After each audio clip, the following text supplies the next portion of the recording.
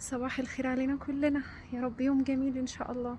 النهارده عايزه اكلم المامز اللي جربوا وحاولوا يستكشفوا ولادهم ويشوفوا هما محتاجين ايه وما عرفوش.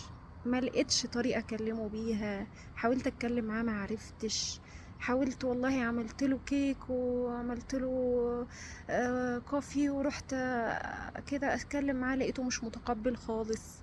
في حاجه مهمه قوي لازم نبقى عارفينها عن ولادنا، عن نفسنا الاول وبعدين عن ولادنا. طبعا انا بتكلم وهدفي الولاد، يعني انا بالنسبه لي اهم حاجه الولاد. بس طبعا ما فيش مانع ان احنا نكتشف نفسنا الاول ونكتشف ولادنا بعد كده. في حاجه اسمها لغات الحب الخمسه، يعني مش كلنا بنستقبل الحب بنفس الطريقه. هنتكلم عن اول طريقه اللي هي طريقه التلامس الجسدي. يعني ابنك هتلاقيه يحب احضان، يحب يبوسك، يحب لما تحط ايدك على شعره. دي طريقته كده.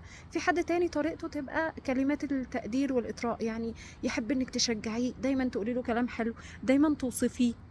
الطريقة اللي بعد كده هي طريقة الهدايا. في ناس تحب الهدايا حتى لو حاجة بسيطة، تعملي له مفاجأة، تفاجئيه بحاجة، تجيبي له حاجة كان نفسه فيها، حتى لو حاجات بسيطة، ما نتكلمش عن هدايا غالية يعني. النوع الرابع هو أعمال الخدمات والمساعدة. يعني تساعديه في الهومورك، تساعديه في حاجة عايز يعملها، طلب ومحتاج منك انك تساعديه في الطلب ده عشان بابا يوافق.